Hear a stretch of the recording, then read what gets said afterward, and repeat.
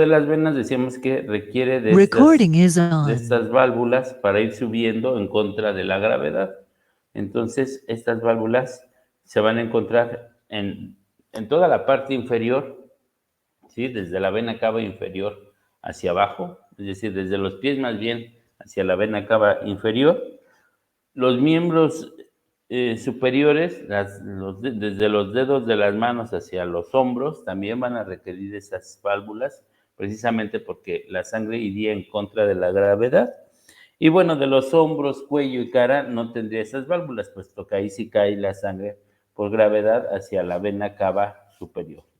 Y recuerden que, bueno, en el caso de estas válvulas, si se dañan, que es una patología muy frecuente, en el caso de las varices, ¿sí? Hay acumulación de sangre, precisamente porque la sangre no está subiendo como debe ser debido al daño en estas válvulas venosas.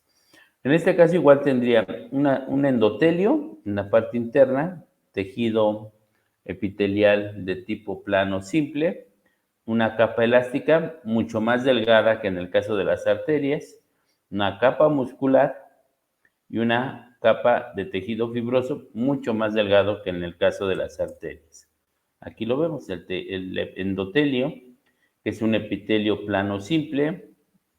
Acá habría poca cantidad de tejido elástico, la capa muscular, músculo liso, aquí vemos los miocitos mononucleados, ¿sí? Aquí hablamos de músculo liso, y acá la capa de tejido fibroso. Así lo estaríamos viendo, los vasos más gruesos, las arterias, arteriolas, capilares, vénulas y venas. Y veíamos este esquemita en la clase pasada, donde vemos algunas características importantes de estos.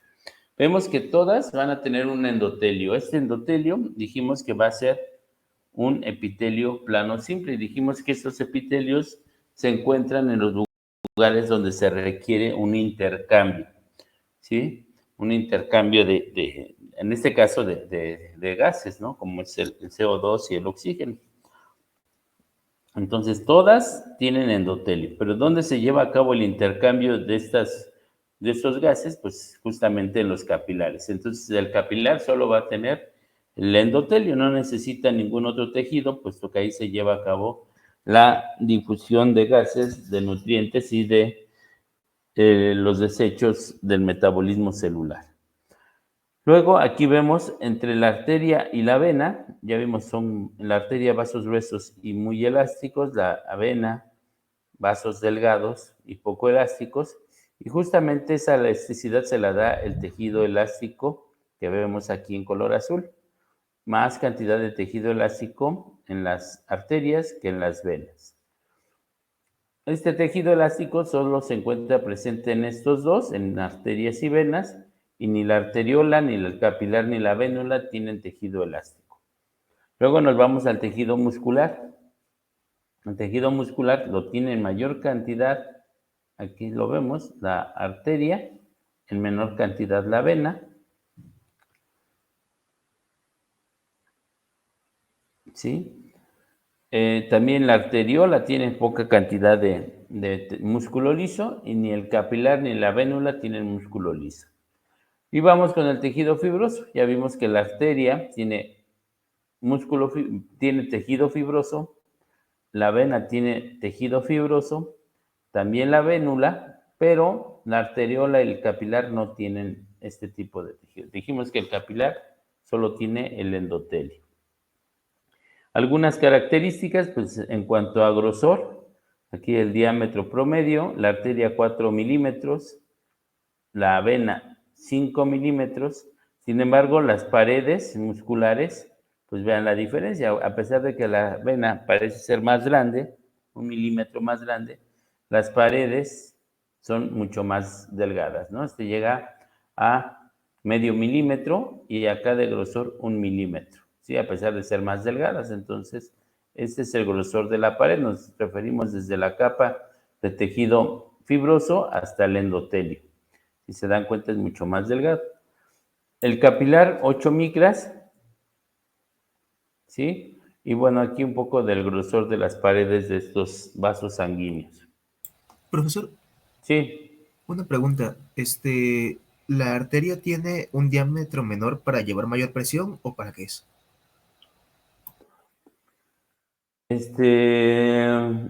No, pues es que esa característica lo da más bien pues el grosor de las paredes. Al tener mayor cantidad de todos estos tejidos, pues eso hace que el diámetro relativamente sea más pequeño. Sin embargo, bueno, tomando en cuenta los principales vasos sanguíneos, ¿no? Como sería la aorta, comparado con la vena, con las venas cavas, ¿no? Por ejemplo.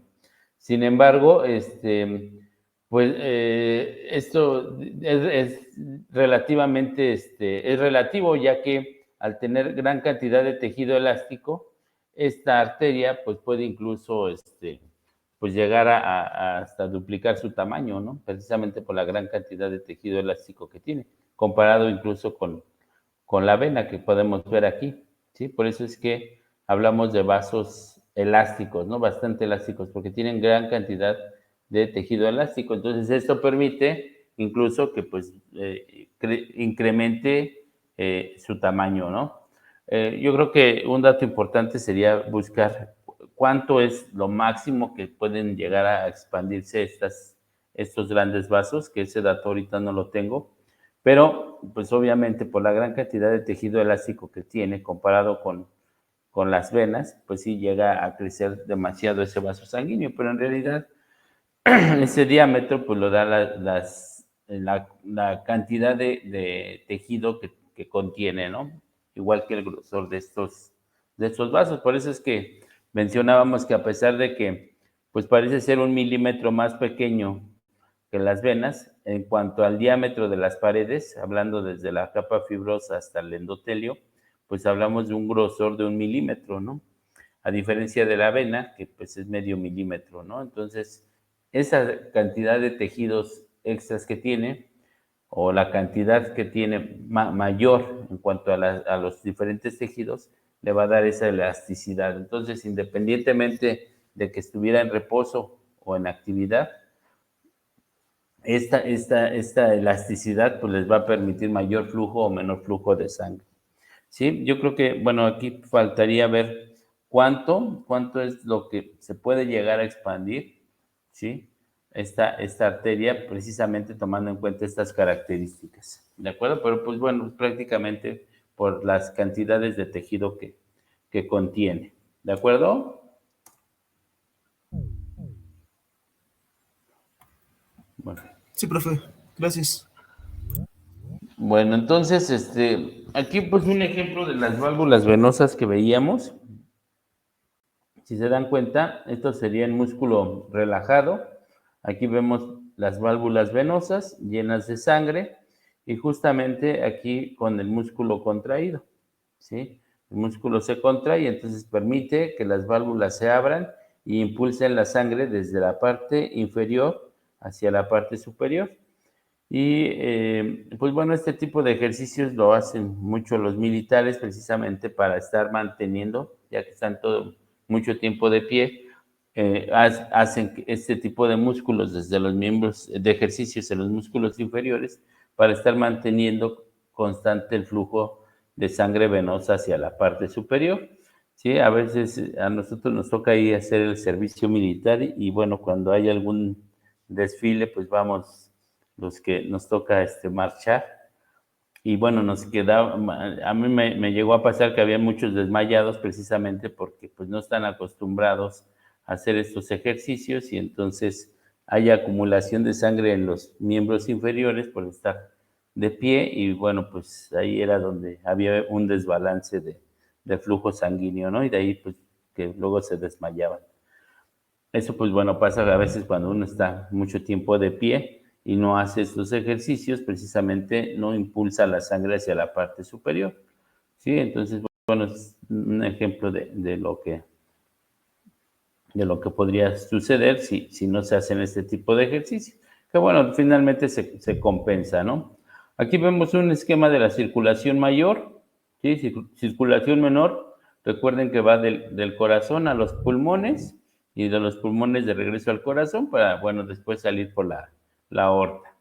Sin embargo, ya en la circulación mayor, pues bueno, vemos el flujo de sangre a cada una de las regiones del cuerpo, desde, digamos, los miembros inferiores y pelvis, los riñones, el hígado, el tracto digestivo, toda la parte del tronco, y bueno, el corazón, que además pues también tiene su propio sistema de vasos sanguíneos que le llevan nutrientes a cada una de las células del corazón.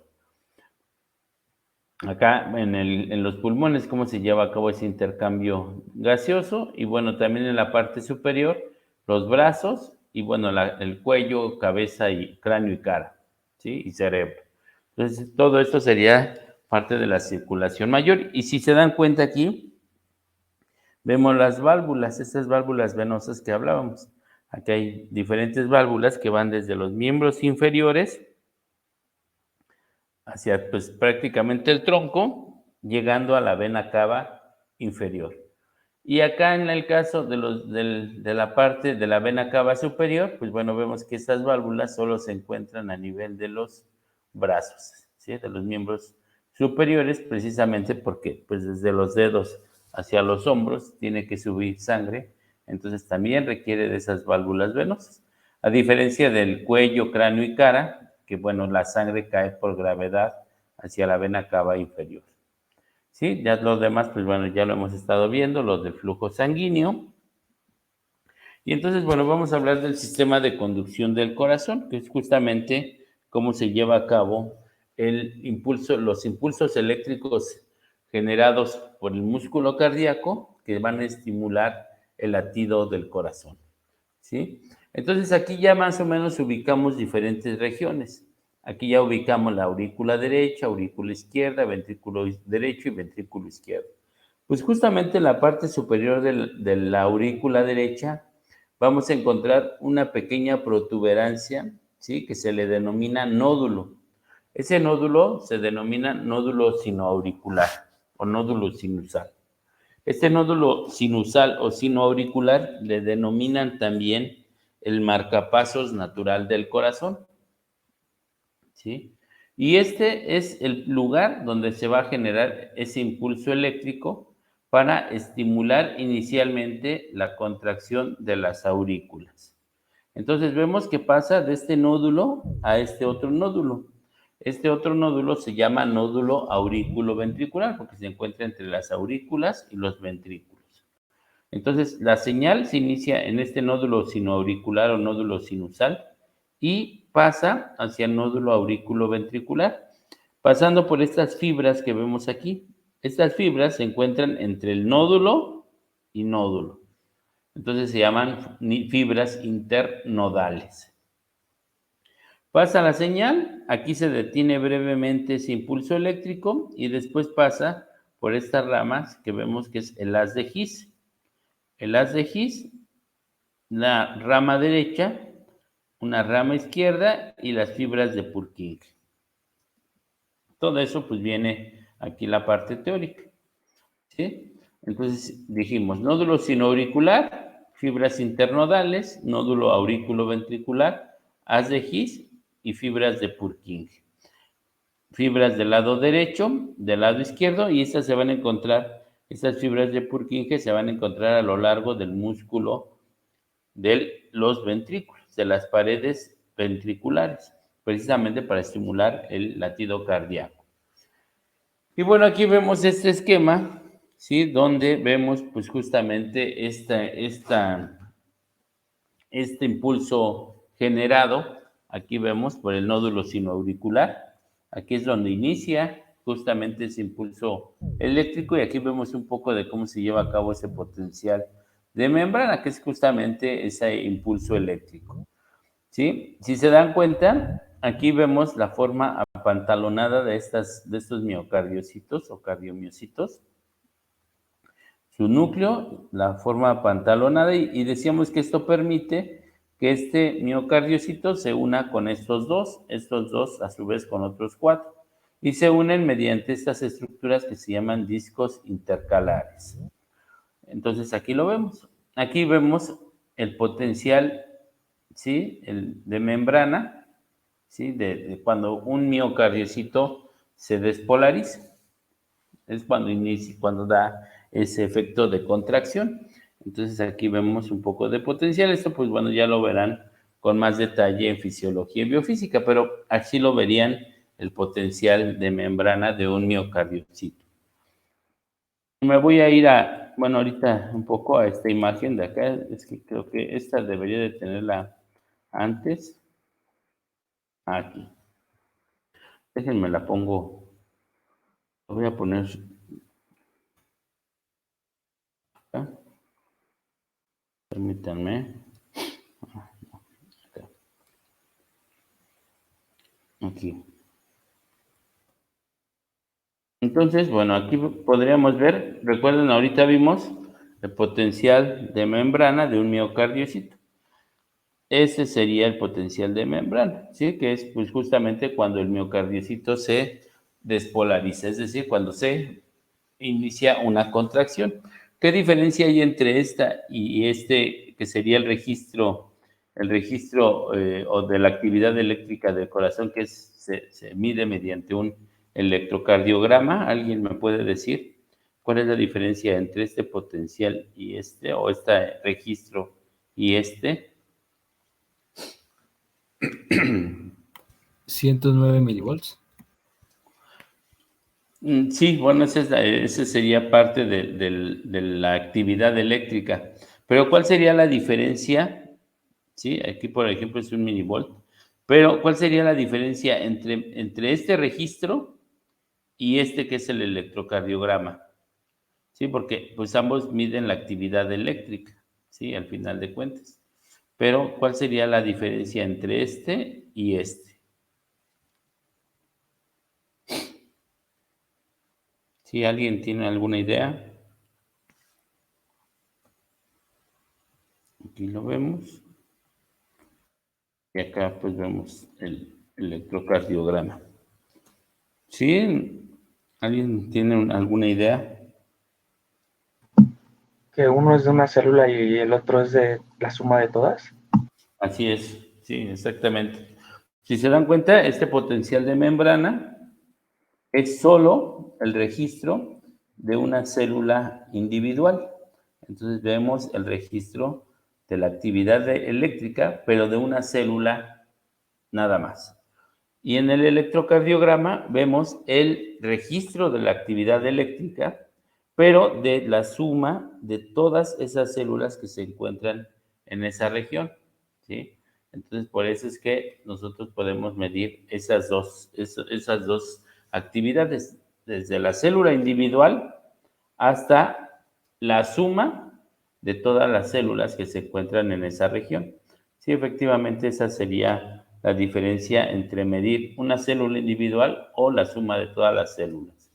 Y pues justamente cuando hablamos de la suma de todas esas potenciales de membrana, pues lo podemos medir mediante el electrocardiograma.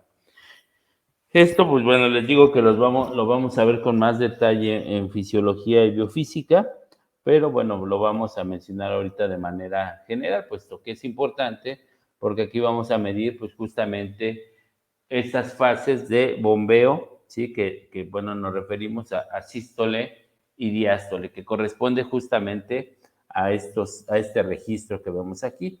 Entonces, bueno, vamos a ver aquí algunas ondas, ¿sí? Como es ejemplo la onda P, el complejo QRS que vemos aquí, la onda T, y bueno, de repente en algunos registros aparece una onda U.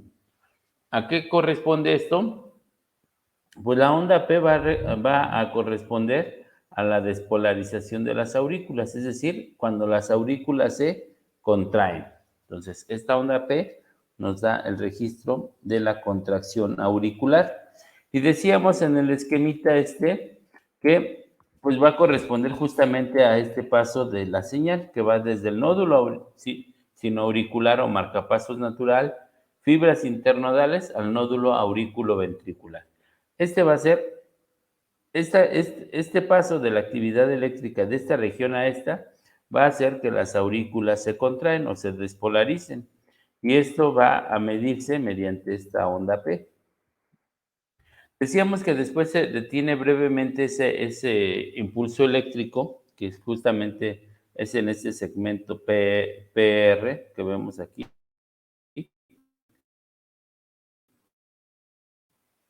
Se detiene brevemente y después viene el complejo QRS. ¿Sí? Ese complejo QRS corresponde a la despolarización ventricular, es decir, a la contracción de los ventrículos. ¿Qué sucede? Pues bueno, si se dan cuenta, la cantidad de tejido muscular que hay en los ventrículos es mucho mayor y por eso la señal se ve o el registro se ve de mayor tamaño en este complejo QRS. ¿Sí? ¿Qué sucede aquí mismo en este momento? Pues que también aquí va a ir sucediendo una repolarización de las aurículas, solo que, pues bueno, el registro mide la despolarización ventricular. Entonces, mientras aquí se están contrayendo los ventrículos, las aurículas se están relajando, se están repolarizando. Y después de esta onda T nos mide la repolarización de estos ventrículos. Entonces aquí la repolarización de los ventrículos. Y esta onda U, recuerden que habían unos músculos que se llaman músculos papilares, que son los que le dan soporte a las válvulas tricúspide y mitral, pues también se despolarizan y se repolarizan. Entonces este registro raramente sale, pero bueno, el de la onda U, que corresponde justamente a la despolarización o repolarización de estos músculos papilares. Entonces, bueno, aquí nos interesan estos, aquí contracción de aurículas, contracción de ventrículos y relajación de aurículas y relajación de los ventrículos. Y nuevamente inicia un nuevo ciclo. Entonces, esto es, así sería. Entonces, aquí lo vemos, la onda P, el complejo QRS y la onda T. Si se dan cuenta, acá, pues bueno, no aparece la onda U. Entonces, bueno, entonces aquí lo vemos. En el corazoncito,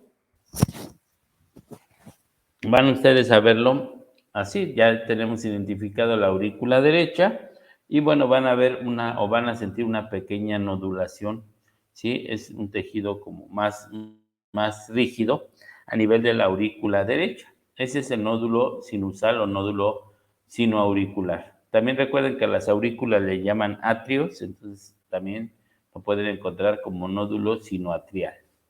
De ahí pasa al nódulo auriculoventricular, que pasaría por unas fibras que se llaman fibras internodales. Hacia este nódulo auriculoventricular, después acá estaría el haz de His, este pequeñito que vemos aquí, y después la rama derecha y rama izquierda, dando origen a las fibras de Purkinje. Estas que vemos aquí serían las fibras de Purkinje. ¿Sí? Aquí lo estaríamos viendo en la pared de los ventrículos. En este esquema, nuevamente nódulo sinoauricular, las fibras internodales, nódulo auriculoventricular, haz de His, rama derecha y rama izquierda, y las fibras de Purkinje a lo largo de las paredes musculares, tanto del ventrículo derecho como del ventrículo izquierdo. Y en este esquemita con movimiento, pues podemos ver pues justamente este registro o esta propagación del potencial de acción de esta señal bioeléctrica o actividad eléctrica del corazón. Si se dan cuenta aquí en esta primera parte que vemos de color rojo, pues justamente coincide con el paso de la actividad eléctrica del nódulo sinoauricular, fibras internodales, hacia el nódulo auriculoventricular, que es lo que nos va a dar justamente esta onda que vemos aquí.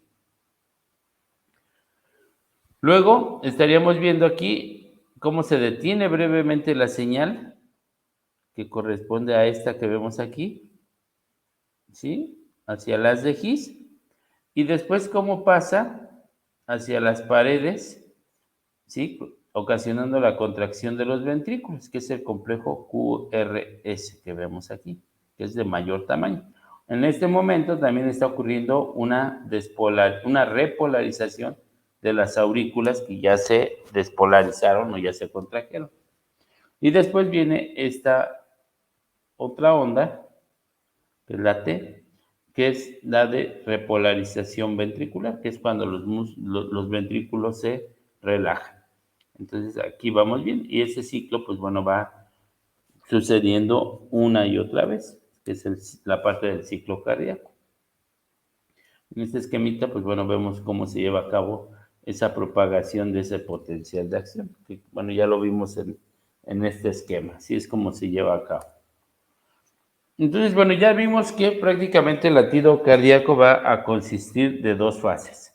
La de contracción, que se le va a denominar sístole, y sístole, la de contracción, y la de relajación, que se le va a denominar diástole.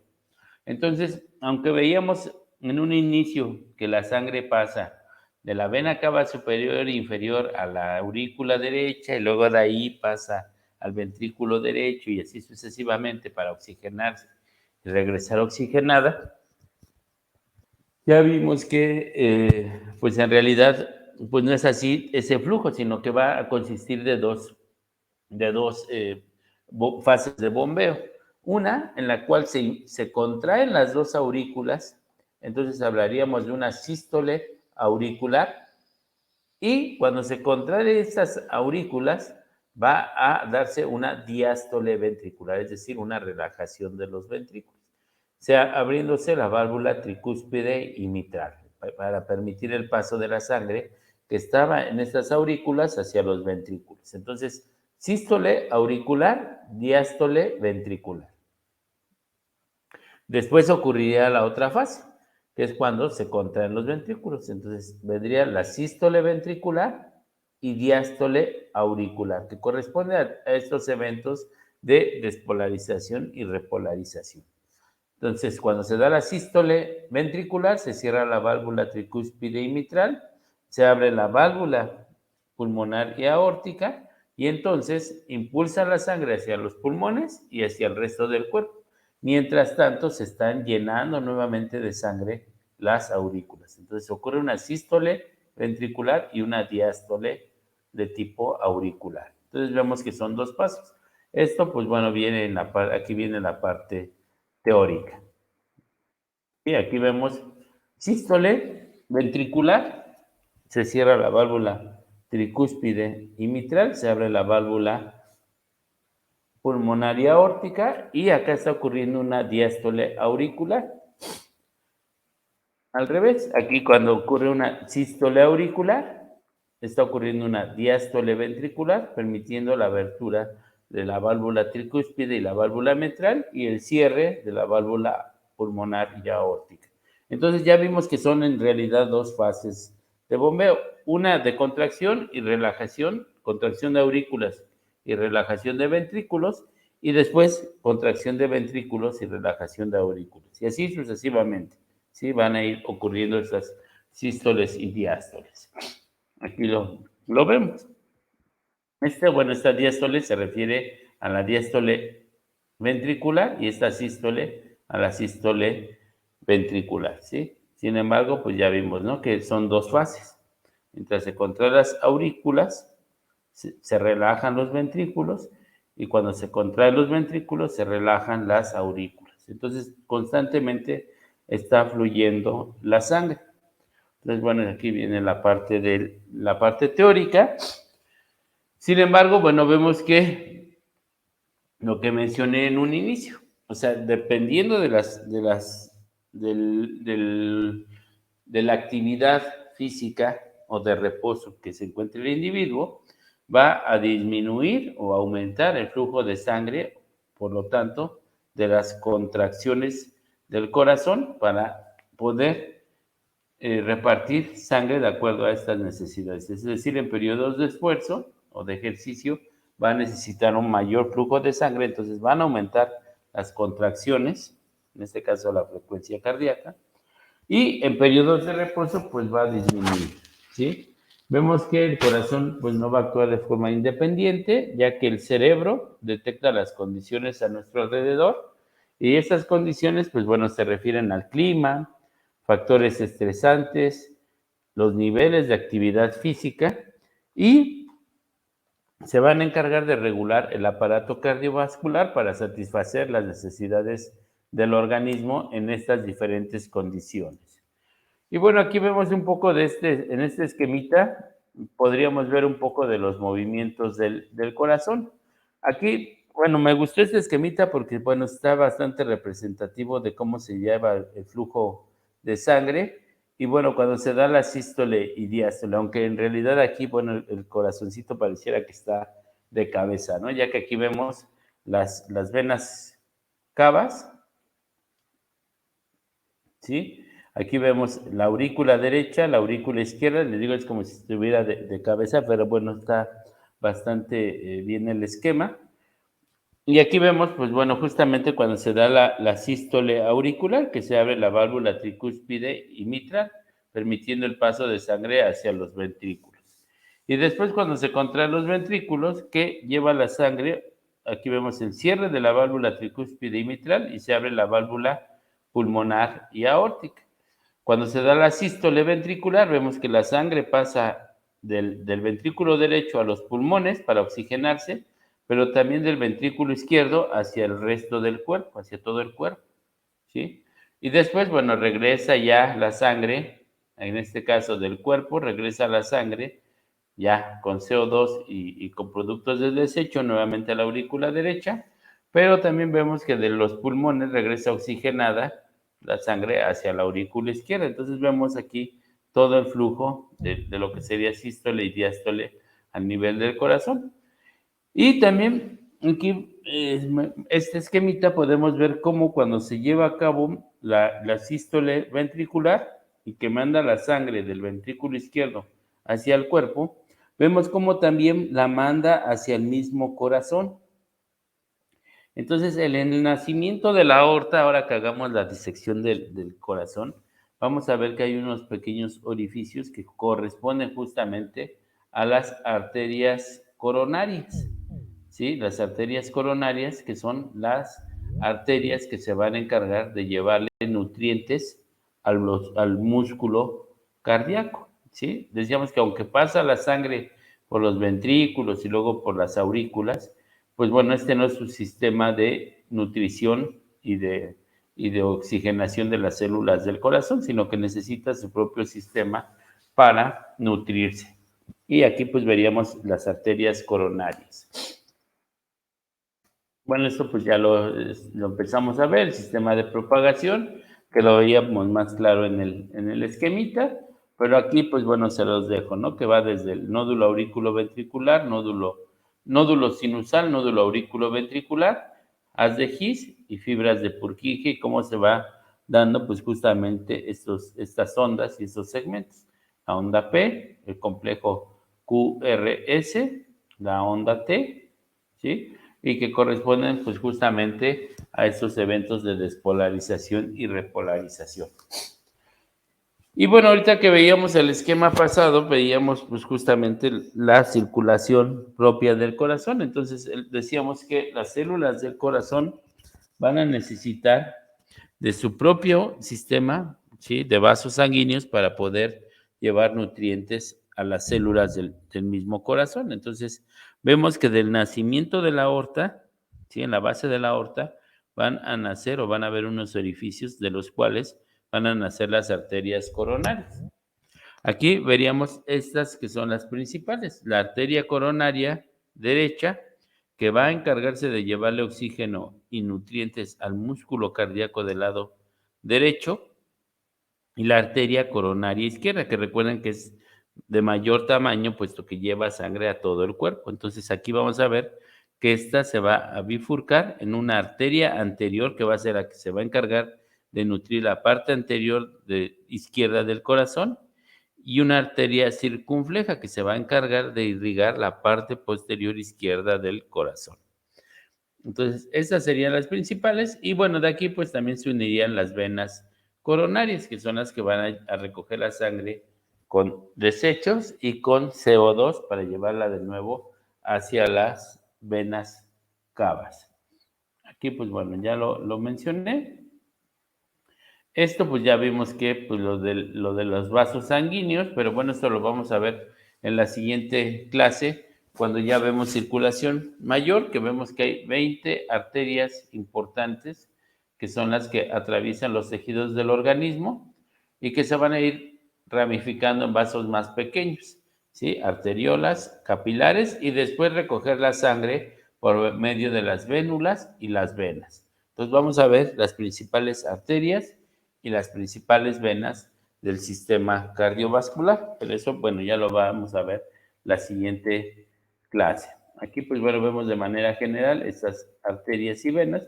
Si se dan cuenta, pues bueno, estas arterias, pues bueno, van a ser ramificaciones de la aorta. Entonces, esta misma aorta, dependiendo de la región en la que se encuentren, va a ir recibiendo el nombre. Por ejemplo, aquí vemos que va a ser la aorta descendente, ¿sí? Aquí la estaríamos viendo. Acá estaría la arteria femoral y así sucesivamente de acuerdo a la región en la que se encuentre. Pero les digo, esto lo vamos a ver con más detalle en la siguiente clase. Y bueno, un poco de los focos de auscultación que mencionábamos también un poco la clase pasada, que pues bueno, esto se da pues precisamente con el uso también del estetoscopio, que lo que va a escuchar son los ruidos cardíacos, ¿sí? Recuerden, mencionábamos que en este caso va a detectar o se van a escuchar los cierres de las válvulas.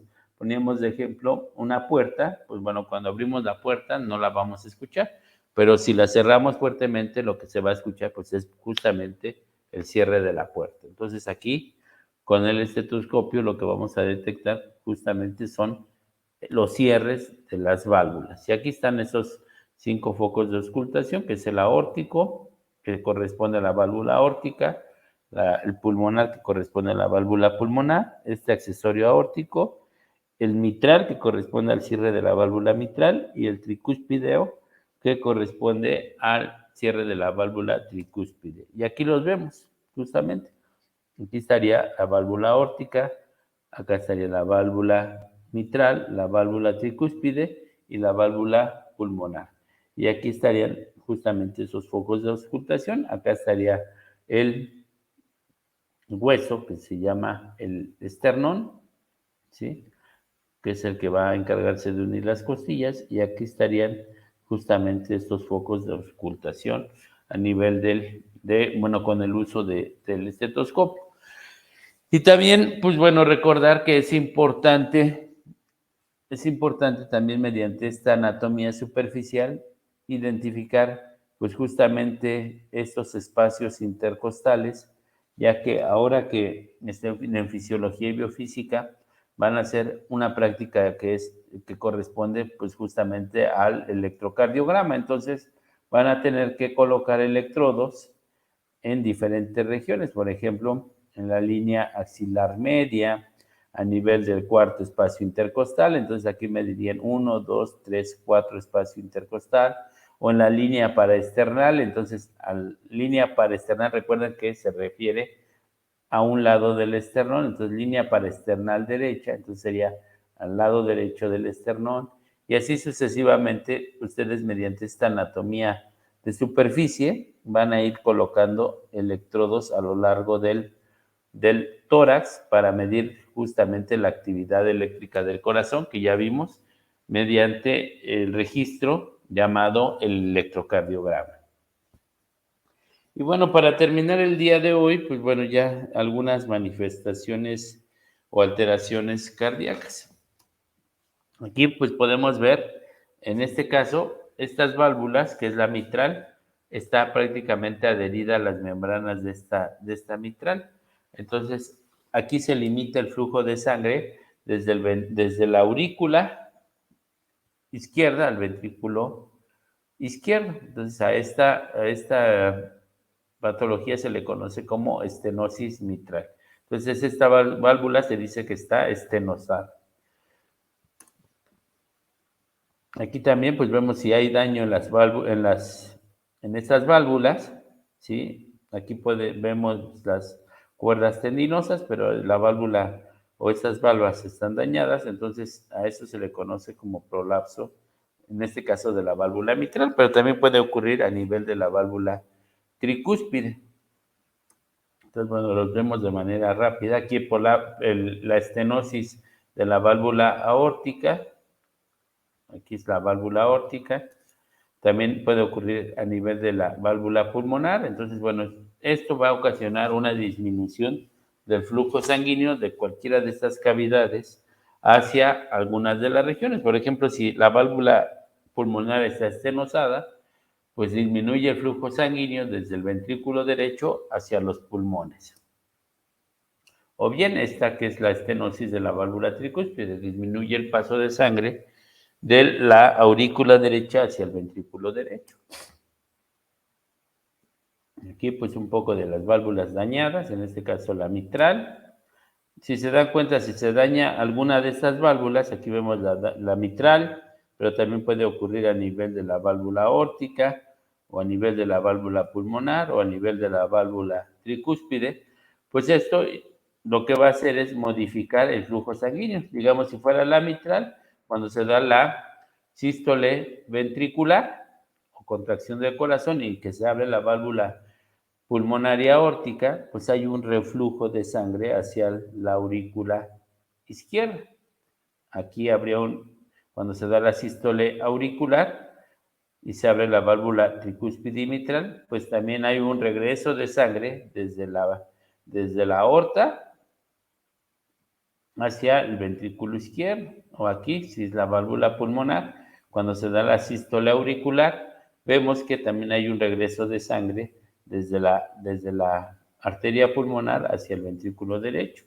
O aquí, cuando se da la sístole ventricular, ¿sí? También hay y la válvula tricúspide está dañada, pues además de abrirse la válvula pulmonaria aórtica para permitir el paso de sangre hacia los pulmones y el cuerpo, pues también hay un regreso de sangre hacia la aurícula derecha. Entonces, bueno, algunos daños que pueden ocurrir. Ahorita pues vemos la parte de la corrección.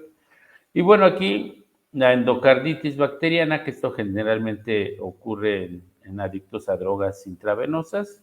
Generalmente, pues bueno, aquí hay una inflamación del endocardio, de la parte interna del corazón, la inflamación del pericardio. Recuerden los pericardios, que había un pericardio parietal, un pericardio seroso y un pericardio visceral, pues también se llega a inflamar. Tamponamiento cardíaco, que hay un exceso de ese pericardio seroso, ¿sí? Que impide que el corazón pues pueda latir normalmente.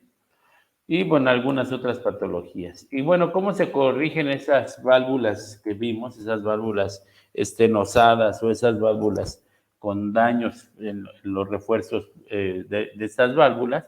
Pues bueno, en el caso de las válvulas estenosadas, pues está la comisurotomía, que pues bueno, aplica pues justamente para esas válvulas estenosadas o apretadas que van a limitar pues el flujo sanguíneo en alguna de las regiones del sistema cardiovascular. Y lo que se hace, pues bueno, aquí pues, el cardiocirujano tiene que cortar o seccionar los puntos donde se pegaron las válvulas y bueno, con esto ya se corrige esta estenosis de alguna de estas válvulas. En el caso de las válvulas que veíamos que no tienen buenos soportes, entonces se utilizaría la valvuloplastía, ¿sí? Aquí, pues generalmente se ponen anillos, ¿sí? Se ponen dispositivos en forma de anillos en la periferia de la válvula y con esto pues se le da más soporte a esas válvulas. Y bueno, en el caso de ya válvulas ya muy dañadas, pues ya se requiere del reemplazo. Y estas son algunas de las válvulas más frecuentes que se utilizan. Válvulas mecánicas, en este caso de material biológico, ¿sí? O bioprótesis.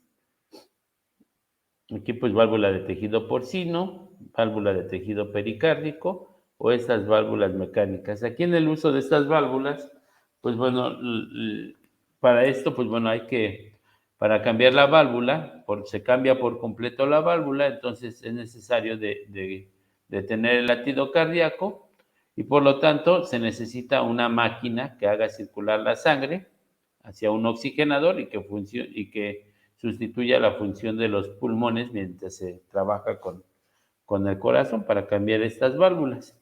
Y en este caso, pues va a ser necesario tomar de por vida anticoagulantes precisamente para impedir la formación de trombos y que estos pues, puedan tapar alguna arteria importante dentro del sistema cardiovascular. Y bueno, ¿dónde se hacen estas válvulas? Pues se hacen en el Instituto Nacional de Cardiología, ¿sí? Ahí es donde se hacen estas válvulas porcinas y de pericardio bovino o bioprótesis. Y bueno, pues con esto, yo creo que con esto terminamos el día de hoy y ya la siguiente clase ya empezaríamos a ver ya la parte de la circulación mayor, ¿sí? Ya nos vamos por cada una de las arterias, arterias y venas del cuerpo. Entonces primero iniciaríamos con las 20 principales arterias, luego con las venas, ¿sí? Y pues bueno, veríamos un poco de la histología del corazón y ya nos meteríamos a la parte de la embriología. Ya para esto pues ya sabemos ya cuando hablamos del tabique interventricular, cuando hablamos de la formación del tabique interauricular, cuando hablamos de cómo se lleva la circulación, pues ya entendemos un poco más, puesto que ya vimos la parte anatómica. Entonces la siguiente clase estaríamos viendo eso. Y pues yo creo que la siguiente semana veríamos eso y la parte del sistema linfático. Entonces, si pueden ir avanzando ahí en leer la presentación que ya subí en el Classroom, para ir viendo el tema y bueno, si van surgiendo dudas, podamos irlas aclarando, ya sea sobre la marcha de la clase o al final de la clase. Entonces, no sé si tengan alguna pregunta hasta aquí. En cuestión... Bueno, sí. No te escuché, perdón, no te escuché.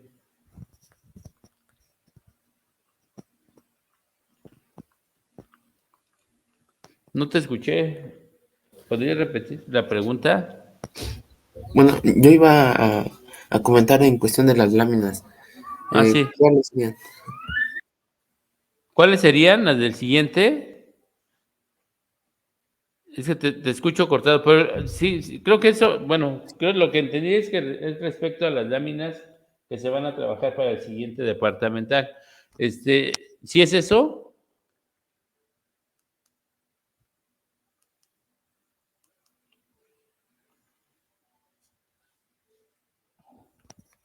Es que te escuché muy cortado, pero bueno, si es eso, yo en breve les hago llegar las láminas que van a trabajar en el siguiente departamental, que corresponde al sistema cardiovascular y que, bueno, les menciono, en el Netter, bueno, en los dos libros hay, todos los vasos sanguíneos que hay a nivel de cada una de las regiones, que es justamente estas arterias principales y estas venas y arterias principales que mencionábamos.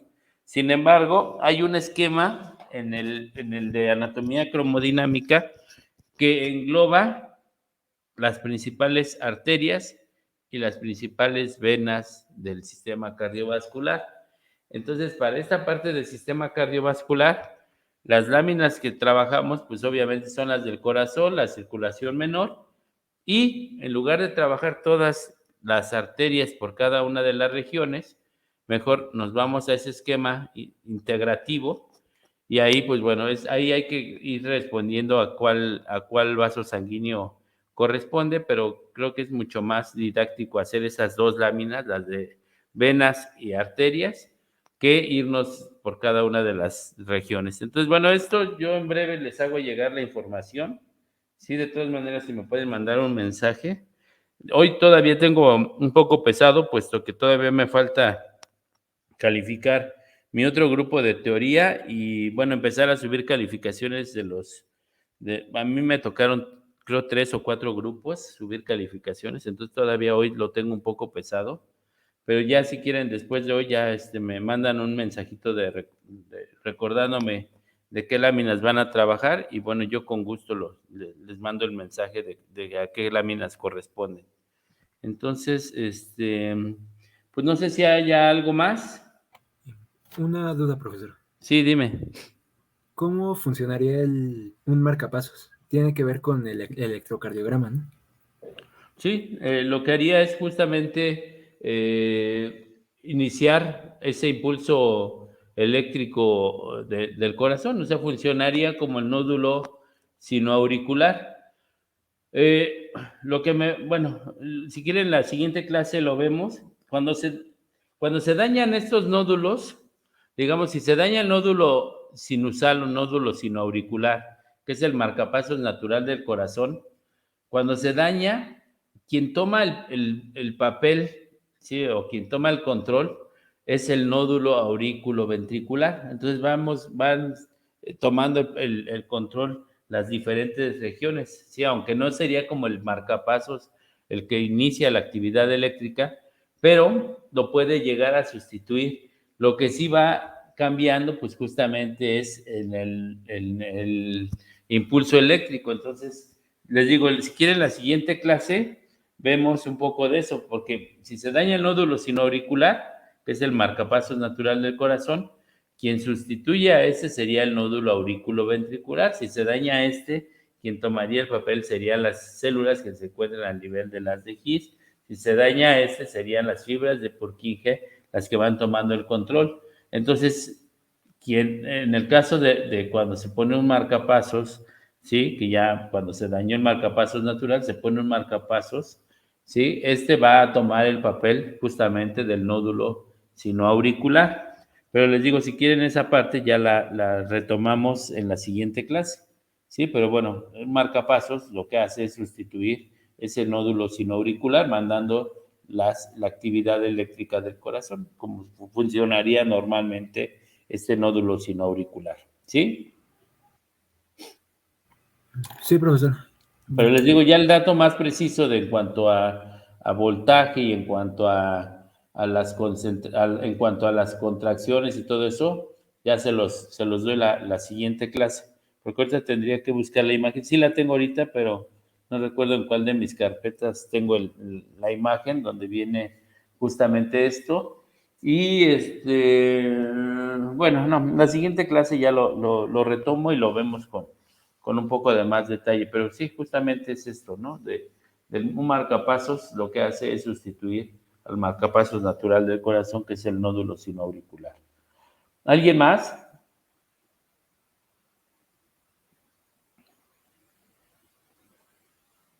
Bueno, creo que no. Entonces, bueno, con esto terminamos la clase del día de hoy.